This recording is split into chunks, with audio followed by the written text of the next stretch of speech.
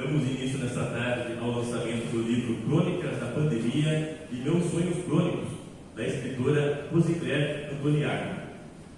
Pedimos que, para aqueles que não preencheram o formulário, por gentileza, preenche, coloque o nome de vocês aqui para registrar a participação de vocês no lançamento do livro da nossa amiga Rosicléia.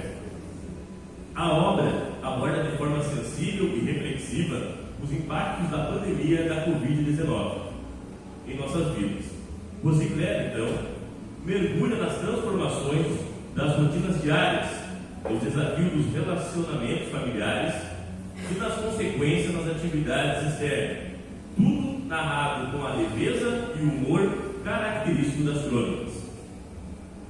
Destacamos que o livro foi produzido ao amparo da Lei Paulo Gustavo, a cargo do Ministério da Cultura do Governo Federal, de acordo com o edital 07/2023 da Secretaria Municipal de Cultura de Ponta Grossa, na área de literatura, livro e leitura. As ações de contrapartida social estão sendo realizadas na Associação de Pais e Amigos do Deficiente Visual, a APADEV, no formato de mediação de leitura em grupos destacados pela entidade nos seus horários de atividade. A obra foi publicada pela editora Texto e Contexto, através da diretora Rosinéia Auler, que não pôde estar presente nesta tarde conosco, no entanto, deixou uma mensagem para a Rosicléia e todos os presentes.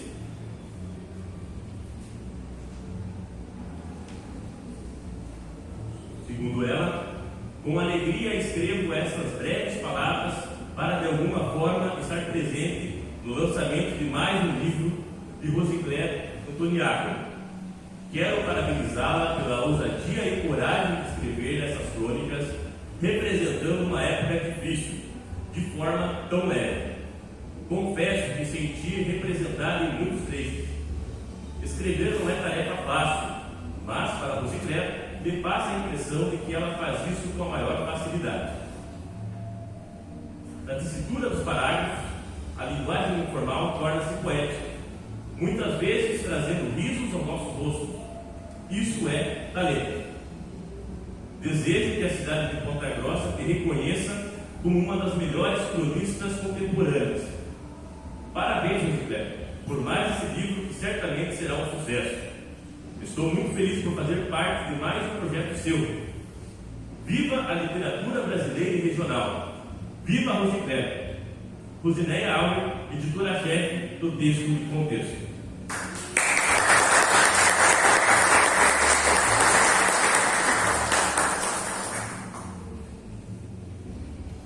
Agradecemos ao designer Diego Marçal, que desenvolveu com sua habilidade técnica e talento a capa do livro Crônicas da Pandemia e Meus Sonhos Crônicos. O livro está sendo vendido por R$ 35 em espécie ou Pix. Estamos recebendo oferta de cobertores que poderão ser trocados por exemplares dos livros da autora, os quais serão doados a moradores de rua, também como forma de contrapartida social. Registramos aqui a presença das autoridades. Maria Helena Oliveira Costa, presidente da UBT Seção Ponta Grossa. Douglas Passoni, presidente do Centro Cultural Professor Fariz Micaeli. Andréia Mota, presidente da UBT Nacional. Neuza Helena Postiglione Mansani, presidente da Academia de Letras dos Campos Gerais, a LCG. Wellington Correia, técnico do espaço do Sesc Estação Saudade. Professor Flávio Ferreira da Rosa, representante da APADEV, professor pós-graduado em Educação Especial e Inclusiva e trabalha com orientação, mobilidade e múltiplas deficiências. Nosso agradecimento pela presença e, claro, a presença de todos aqui no lançamento do livro da Rosicléia. Agora chamamos para o uso da palavra Emerson Huxley, o prefaciador, para suas considerações sobre a obra Crônicas da Pandemia e Meus Sonhos Crônicos.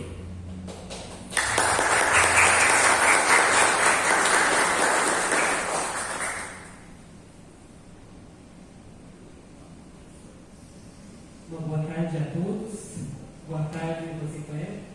Muito obrigado pela presença de vocês aqui nessa tarde, domingo, nessa tarde chuvosa. E quando é lançamento de um livro, eu sempre costumo dizer, é um momento muito especial. É um momento que traz alegria, que traz a emoção ao nosso coração, à nossa mente. E eu quero que você era uma pessoa que eu conheci aqui justamente nesse espaço, quando fui convidado para participar do clube de leitura da Estação Saudade. É um momento que eu não costumo faltar, que eu gosto muito, e a colega brasileira sempre me trouxe palavras tão gostosas, que sempre vieram ao meu encontro literário. E quando ela chegou para mim um dia e disse: Emerson, você gostaria de fazer o prefácio do meu livro sobre a pandemia? Eu disse: claro, logicamente, eu aceito. Já vou te mandar uns arquivos de PDF.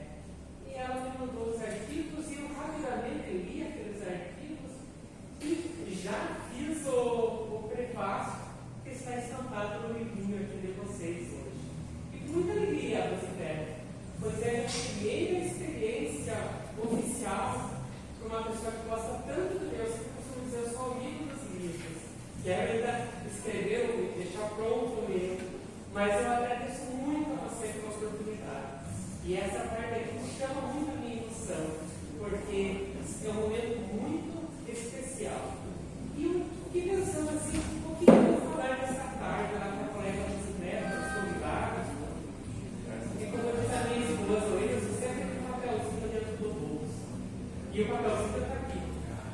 Então eu gostaria só que vocês prestassem atenção. Tempos de pandemia. Quanto grato e inesquecível convite para prefaciar a obra literária Crônicas da Pandemia e Meus Sonhos Crônicos, da colega escritora Rosibete, rapidamente decorei a leitura de artigos a mim encaminhados. E de maneira ágil fui rabiscando os meus apontamentos a respeito do livro, sendo o primeiro esqueleto daquele que seria o prefácio original. Que tempos difíceis! Quantas mortes, quantas ausências, quantas sequelas permanentes, quanta negação, quanta politização, quantas máscaras descartadas, quanto álcool gel usando as nossas mãos e corpos, quantos isolamentos, e principalmente sentimos falta de vacinas de bolseiros e respeito à própria vida e alheia também. Quantos equipamentos à distância, quantos sacos pretos e caixões lacrados, quantas balas comuns e tratores fazendo o trabalho de coveiros. Quantas cenas horripilantes de quem poderia e deveria dar o exemplo e não o fez. Quantos discursos de ódio, quando mais precisávamos de acolhimento e cuidado com o vírus mortal. Nesta tarde, queridos, queridas, as nossas prateleiras e bibliotecas recebem de braços abertos, mas essa importantíssima obra literária. Quanto cuidado com a escrita, quanta delicadeza com as palavras bem ditas, e principalmente com respeito à natureza humana. E não poderia ser diferente, pois a escritora é brilhante, dedicada, e isso já foi comprovado nos seus livros anteriores também. Meus parabéns, você é fantástico. Finalizando essa minha fala, deixo aos convidadas, duas indagações. Primeiramente, onde ficou escondido o espírito da solidariedade mundial, tão propalado em tempos pandêmicos? Segundo, será que saímos melhores ou piores desse fatídico perigo da humanidade? A resposta de ambas as perguntas façamos a nossa própria consciência. Ponta Grossa, 14 de abril de 2024, Emerson Pulse.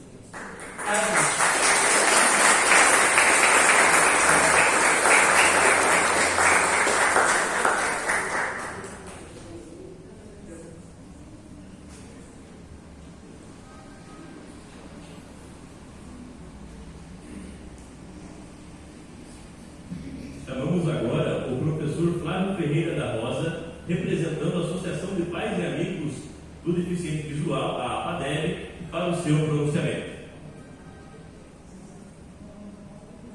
Boa tarde a todos. Primeiramente, gostaria de agradecer a oportunidade, a Rosibete, pelo trabalho que vem sendo desenvolvido juntamente com a Associação de Pais e Amigos do Deficiente Visual de Ponta Grossa. principalmente porque nós estamos com um projeto onde nós estamos transformando o livro dela em braille, que através do braille os nossos alunos com deficiência visual podem ter uma nova visão de mundo, a partir dessa particularidade que os acometeu, seja a cegueira congênita ou a cegueira adquirida. Então, mais uma vez, parabéns e que possamos juntos estarmos trabalhando sempre em prol da humanidade. Muito obrigado.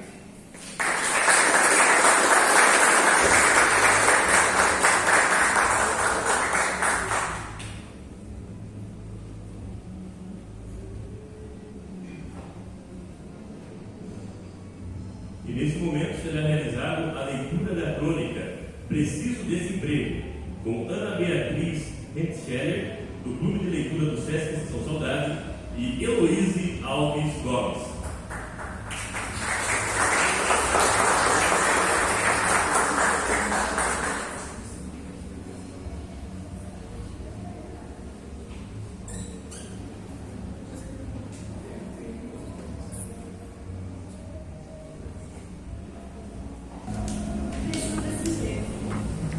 Emprego estranho, esquisito.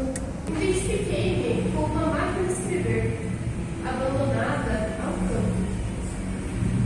Suspirei, liberando-me um pouco da emoção. Tentei não demonstrar alguma familiaridade com um bastão que me deram, com grande naturalidade, como se passasse uma raquete ou um tênis. Reparei que todos ali possuíam um bastão e deles não se separavam. Porém, os bastões deles eram loucos e o meu curto. Não pude deixar de pensar em uma pegadinha dessas que funcionários antigos pregam aos clientes. Faziam como todos os novatos do Banco do Brasil. Mas o meu novo local de trabalho não era o banco. Tenho quase certeza que, embora com muita cara de repartição pública, era a Santa Casa de Misericórdia. Outra graça, com aqueles labirintos, aí se perde facilmente quando eu trabalho. Os jalecos eram brancos. O meu, certamente não deveria ser branco, já que não sou médica nem enfermeira, e também não era dos meus colegas de sessão. Mas a função daquela equipe era descrita como de apoio. Passou-se o dia inteiro e eu não consegui identificar ação alguma de apoio. Tampouco recebi qualquer treinamento, só se fosse apoio a desempregado sem função. Nesse caso, um bastão inútil poderia ser muito precisamente determinante. Seríamos, então, os apoiados e não apoiadores. Mas, por que meu bastão tinha menos da metade do comprimento dos demais? Ainda me parecia uma pegadinha. E havia aquele bebê, dormindo no Moisés, sobre uma bancada. E havia aquele homem, sem jaleco. Sim, havia muitas conversas banais. Nenhuma instrução, nenhuma norma a ser seguida. Num dado momento, o homem foi até o Moisés. Acariciou o bebê, despediu-se sem mais nem menos e foi embora. Foi então que comentários dos colegas me levaram a deduzir que o homem era pai do bebê, que passava momentos com o filho que recebera alta há dias, mas que ele não tinha como levar para casa porque não tinha casa, nem meios de complementar o filho. Seria esse o apoio? O bebê em nenhum momento precisou de qualquer atendimento, apenas dormia. Por que isso nem me pareceu estranho e só agora não como disse? Em certos momentos, todos começaram a guardar jalecos. Vi os colegas colocarem seus bastões no suporte, em que os mesmos ficaram apoiados pelas duas extremidades. Nem podia colocar de olho, pois não tinha o comprimento necessário para que as duas extremidades alcançassem os pontos de apoio do suporte. Era pegadinha, com certeza. Decidi que não faria perguntas. Guardei meu bastão junto com o meu jaleco, em um armário, onde ele cabia perfeitamente. E todos foram saindo da sessão, sem ver minhas conversas banais. Eu não uso relógio, e reparei pela primeira vez que havia um relógio na parede. Marcava 5 da tarde, mas podia estar atrasado ou parado. Eu tinha certeza que o expediente terminava às 6. Como ninguém explicou nada, eu nunca estava ainda mais convicta que pretendiam me passar a pegadinha. Desconfiei até que o bebê nem era de verdade, mas não tive coragem de simplesmente abandoná-lo, como fizeram os outros, sem mais nem menos. Fiquei ali, sem ação, vendo todos se afastarem com grande naturalidade. Os atores de primeira, pensei, devia tê-los confrontado, na primeira suspeita de pegadinha. Agora era tarde, terei que esperar o bebê acordar, ou não, e cuidar dele, se acordasse. Mesmo convicta da pegadinha, eu não teria sangue frio de apenas ir embora como todos fizeram. Os últimos 2 colegas tinham acabado de sumir de vista, quando entrou uma enfermeira, pegou a criança do Moisés e levou embora, e apenas me sorriu, sem dizer nada. Provavelmente, somente no dia seguinte, eu descobri que esse bebê era mesmo um bebê. Por enquanto, eu podia suspirar novamente, aliviando a tensão. Pegadinha ou não, eu podia ir embora tranquilo. E fui. Quando a balsa me deixou na margem, o sol estava despedindo o dia, pintando sua despedida com cores deslumbrantes. Fui para casa, achando que ia encontrar a mesa posta para o café da tarde. Não havia ninguém em casa. Pus água para ferver e preparei um pão francês com mortadela no capricho. Somente quando o perfume do café sulfuado invadiu a casa é que as crianças também a invadiram, chegando da escola. Olhei para o relógio do despertador que ficava sob o guarda-louças na cozinha. Marcava 6 da tarde e eu podia sentir as marteladas de sentimentalidade esmagando o meu senso de vida. Por que não pensei que às 5 da tarde a equipe poderia fazer uma pausa para o lanche? Quando o bebê passasse para outro departamento? Maior que uma pegadinha seria o mico a ser carado no dia seguinte pela gafe estrondosa de ir embora, 1 hora antes do fim do expediente, no primeiro dia de trabalho em uma nova empresa. Por que eu deixei para contar só agora que estamos passando o sonho?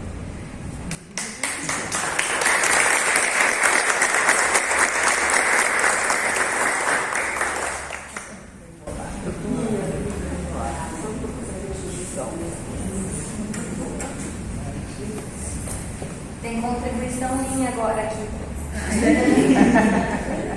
O que você fez? Eu pedi lá em cima. Os coloridos aqui, meu. O verdadeiro autor, né? O verdadeiro desenhista. Porque essa aqui só fingiu. Ela só fingiu. Vem, Azunir. Onde está uma foto aqui? Zuni, agora essa aqui é uma obra. Você deve dividir essa. Entendeu?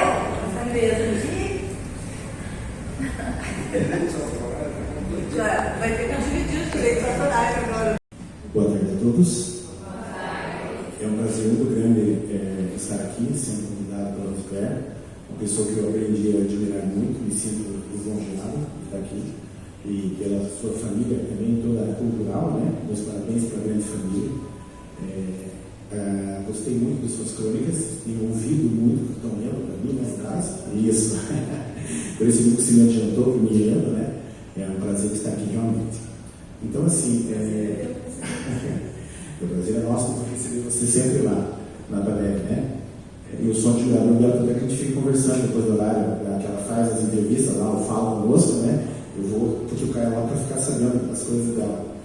Então, assim, por eu estar nessa condição, que eu perdi a visão faz 1 ano e 4 meses, então 53 anos eu fui independente de tudo.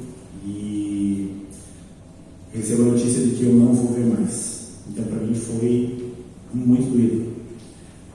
Tive uma depressão muito grande, no qual vim a conhecer a instituição da PADEC, no qual o Flávio é meu professor de mobilidade, é uma pessoa que eu admiro muito também. Então, pensando nisso em casa, um belo dia, eu tive uma luz interna. Eu era eletricista, né? Então tinha que ter uma luz interna.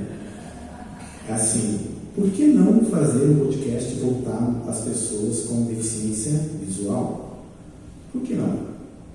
Eu lancei a ideia para os psicólogos, para o Flávio, para a minha assistente social, os meus professores em si, que fazem toda a parte de ensino do braille, a parte do artesanato, professor de dança, professor de música, e todo mundo achou uma excelente ideia. Eu falei, então por que não fazer esse podcast?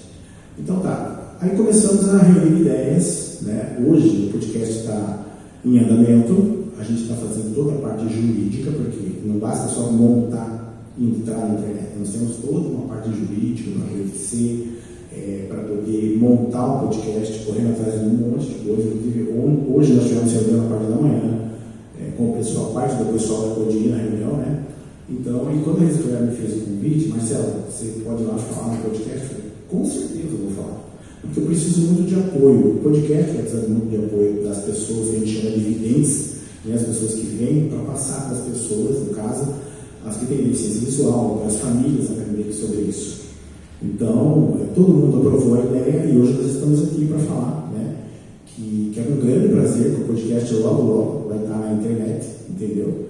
E com o apoio nosso da nossa assistente social, dos psicólogos, dos professores, dos monitores, de toda a equipe. Né? Eu agradeço muito por Gomes, que é o nosso presidente da nossa instituição, porque ele também nos apoiou, né? Para mim estar aqui também hoje, eu agradeço muito a ele, porque ele é um homem muito de visão, né? Então a gente também deve muito a ele.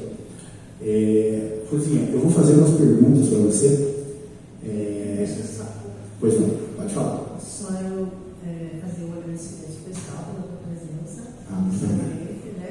pela presença do Flávio, e dizer que eu convidei o Marcelo, depois de ter me falado sobre o podcast, a ideia dele, né, de ajudar pessoas, né? Aquilo tocou muito em mim, de ver que não há a diversidade que possa prender as pessoas em algum travamento, algum poço sem fundo, desde que a pessoa se encontre em algum lugar e veja essa possibilidade de se mobilizar, de retornar ao seu normal, sua vida normal, como no caso do Marcelo. A vida dele pode não ser a mesma normal, mas se tornou uma nova vida normal, né? É uma Marcelo? Sim, graças a Deus. E com isso, né, a gente vê que assim como a pandemia, que está lá no meu livro, a gente fala de uma maneira leve, mais suave, tentando amenizar todas as situações ruins por que passamos, né? Mas a gente precisa amenizar e retomar a vida normal, né? Pode ser um outro normal, pode ser um outro normal, mas tem que ser uma vida, tem que ter a vida, tem que ter a continuidade, tem que ter os encontros, né? E quando eu faz 4 dias que eu fui na PADEV para essas ações que eu estou fazendo relacionadas ao projeto.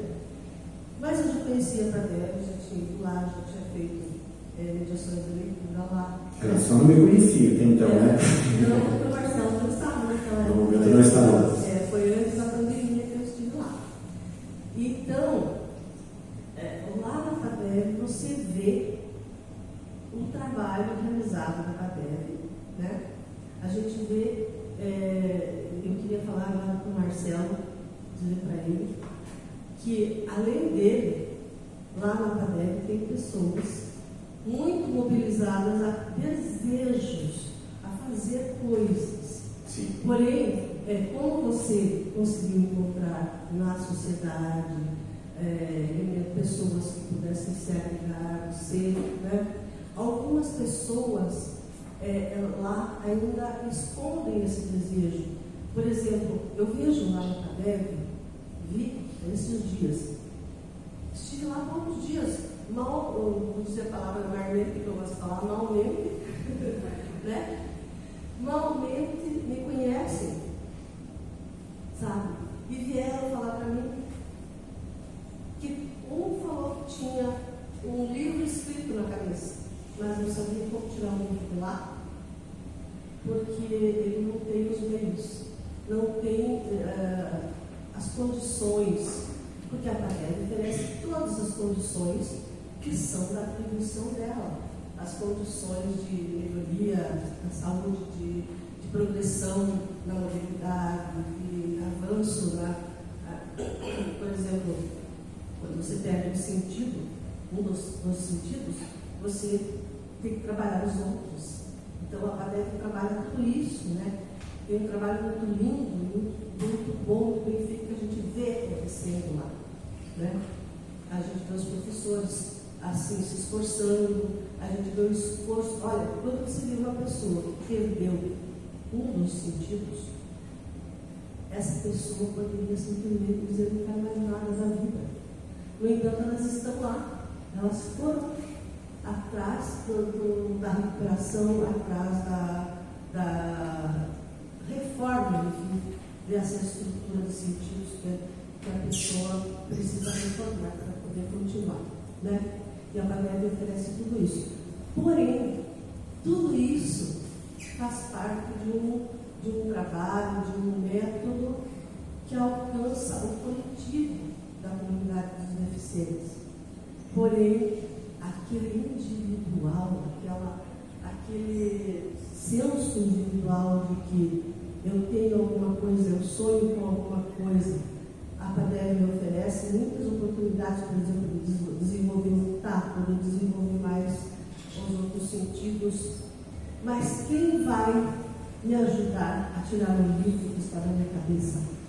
Quem vai botar de novo as sapatilhas de ponta para eu poder dançar o meu balé que eu dancei até os 14 anos? Isso não me disse, né? Quem é que vai me dar a oportunidade de colocar nas minhas mãos o método para eu continuar desenhos, para fazer os desenhos de mangá que eu tenho na minha cabeça para fazer? Quem é que vai me dar isso? Né? Então, quando eu vi o Marcelo falando sobre isso, eu acho que eu respondi a outra pergunta. Você já me perguntou. Uma delas, né? Uma delas. Tem mais algumas. Eu não sei o que você falou. Certo. Eu acho que já estou respondendo. Que o Marcelo está dando o primeiro passo para chamar a atenção daqueles que podem fazer o que a Padeb não pode fazer. Sim, da nossa sociedade. E é a sociedade de vocês chamando a atenção, a reunião do grupo de vocês, chamando a atenção da sociedade civil para que se unam a esse trabalho tão bonito que a Padeb realiza. Porém, não consegue alcançar um indivíduo somente, né? O indivíduo é um ser que precisa também de um método individual, um método não apenas para ele, né? Não aqueles métodos, não somente aquele método muito bom, muito bem aplicado, porém coletivamente, né? Então, Marcelo, você ia me perguntar o que mesmo?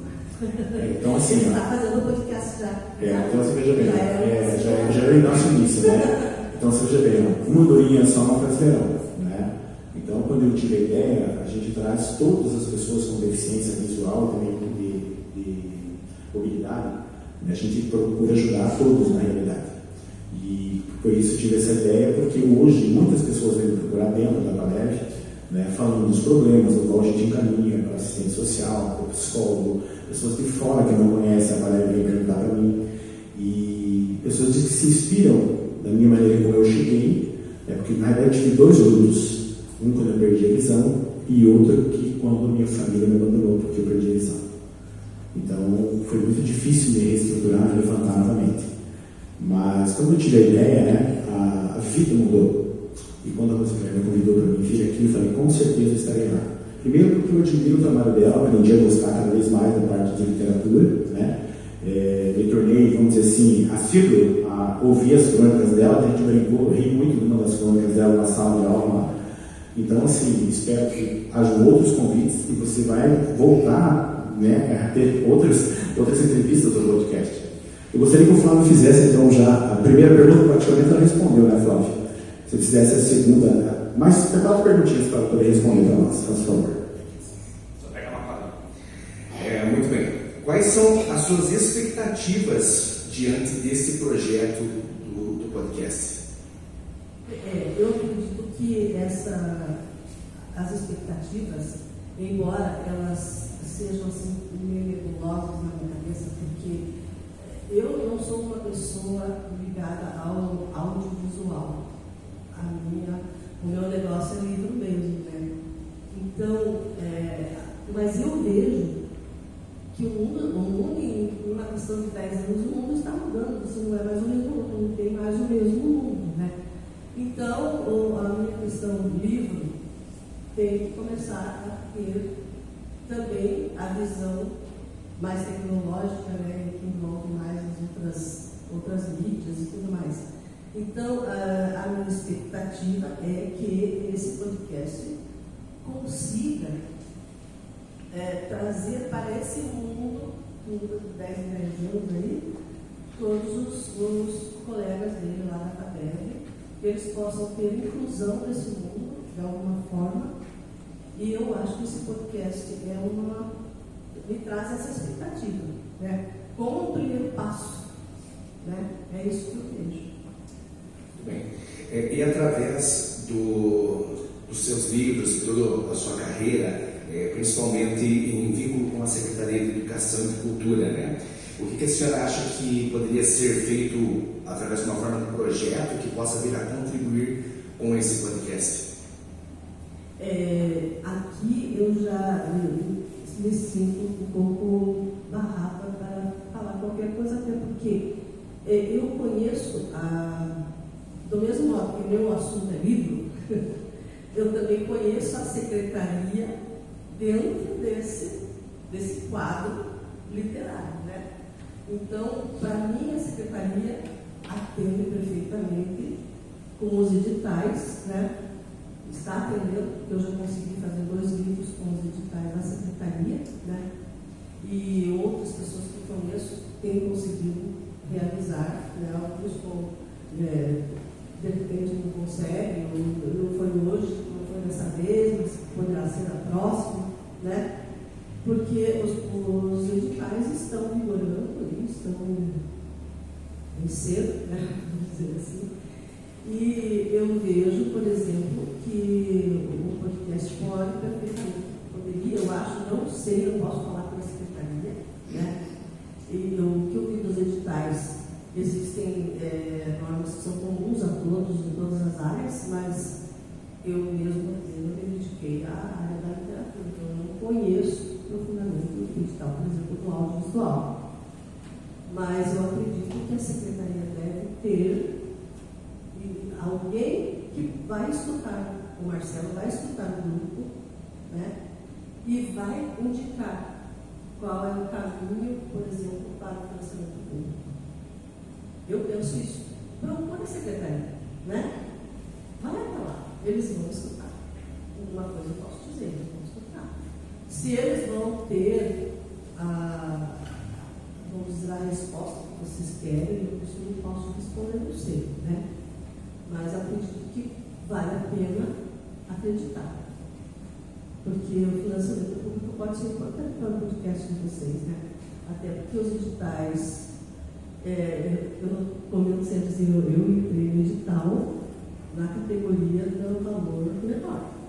Porque quem está iniciando como proponente dos editais, tem essa norma, você entra nas categorias de valor menor. Quando você está bem, você consegue fazer, consegue realizar o seu projeto, aí você já tem esse pré-requisito para você pedir um edital de valor maior. Porque no audiovisual os editais de valores são, com certeza, bem maiores os gastos, né? No audiovisual, no podcast, porque tem a tecnologia que precisa estar bem adequada e tudo mais. Então, é o meu vejo. Eu sou uma leiga, isso aí como eu vejo, né? Pode ser que esteja enganada, mas é a forma como eu vejo. Então, pode ser que o primeiro edital não seja com o valor necessário, mas eu vi lá nos editais, que não é proibido de se conseguir também outros aportes de valores de terceiros, né? Precisa ser tudo do edital para se conseguir montar o teu projeto completo. Então eu acho que vale a pena buscar. E a última, deixamos um convite para você, Claire, porque como esse podcast é uma ideia de nós comentarmos sobre histórias de outras pessoas que também têm alguma particularidade, de alguma deficiência, seja o autismo, seja deficiência visual, seja intelectual. Então, a partir do momento que o podcast começar a tomar corpo e tomar forma, nós teremos várias histórias para podermos estar relatando. Aí gostaríamos de fazer uma parceria, né, com a senhora para criarmos mais uma obra através das histórias inclusivas. Exatamente, ótima ideia. Olha só, eu já estou me sentindo incluída também. Muito bem. Eu agradeço O convite está feito, né? Agora basta você aceitar. Então, assim, eu queria agradecer pelo teu convite grandemente. Estou, assim, sem palavras, assim, na realidade, por estar aqui, por ser convidado, eu, Flávio, principalmente, que é o professor de mobilidade. Agradeço a todos a presença de vocês, né? Toma a liberdade de agradecer pela Ana Claire e por nós podermos falar no podcast, né? Que, o corpo já está formado, agora estamos esperando algumas coisas, alguns detalhes. Então eu agradeço pelo momento, né? Espero muito o apoio de todos, né? A gente vai atrás. Se alguém precisar do nosso telefone, pode entrar em contato com o Flávio ou com a Patésia, mesmo com a Ana Claire, que tem meu WhatsApp e o dela, a gente conversar. Agradeço pelo momento a todos de coração, tá? E vamos à luta, ok? Uma boa tarde a todos, Rodrigo, muito obrigado, viu? Sucesso para sempre.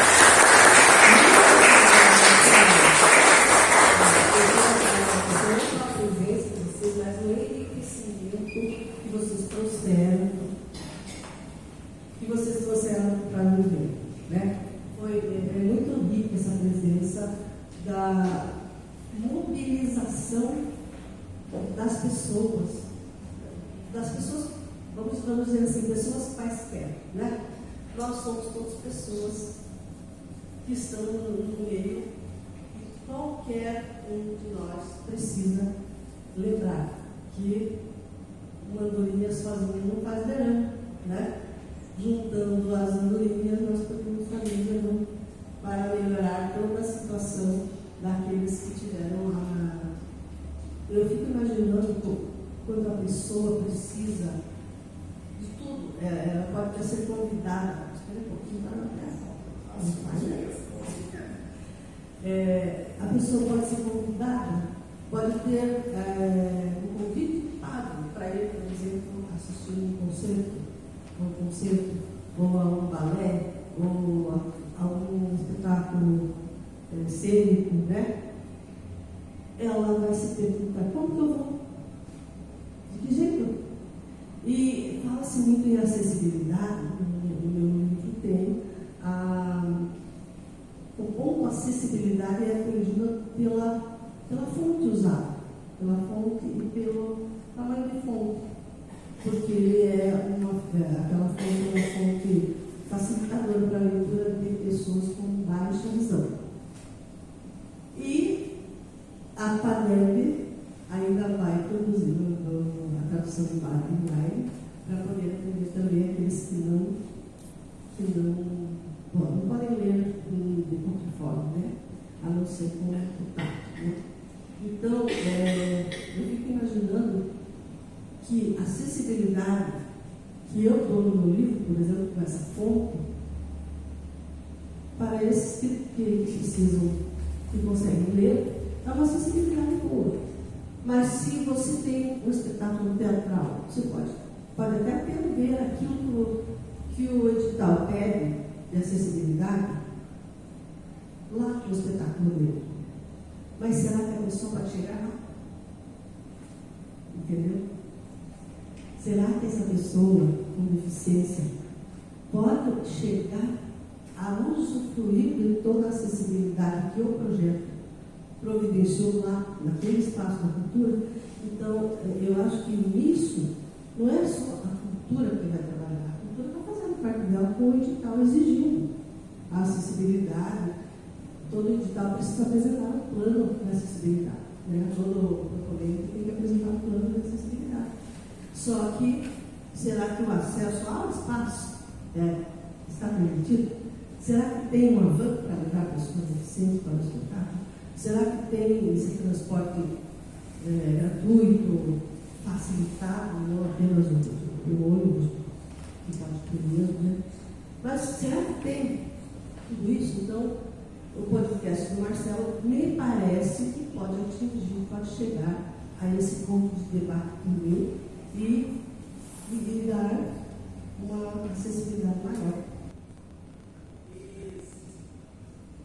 Agradecemos aos colaboradores Mônica Diniz de Souza, gerente executiva do SESC Estação Saudade, João Fernandes Chiavo, técnico de cultura do SESC Estação Saudade, o Wellington Correia, técnico aqui do espaço também, pelo SESC Estação Saudade, editora Texto e Contexto, Andresa Kruck de Freitas, fotógrafa responsável pela fotografia da capa do livro, Zuner de Andrade, Ana Beatriz Resticheller, Heloíse Alves Gomes, Camila Alves Gomes Borque, Silvestre Alves Gomes, que animou a pré-apresentação com suas músicas, Elizabeth Oliveira Costa, Emerson Kingsley, Marcelo Costa e também as professoras Cirlei, Alda, Clarice e educadores Dayana e Jackson, responsáveis pelas turmas de assistidos que acolheram as ações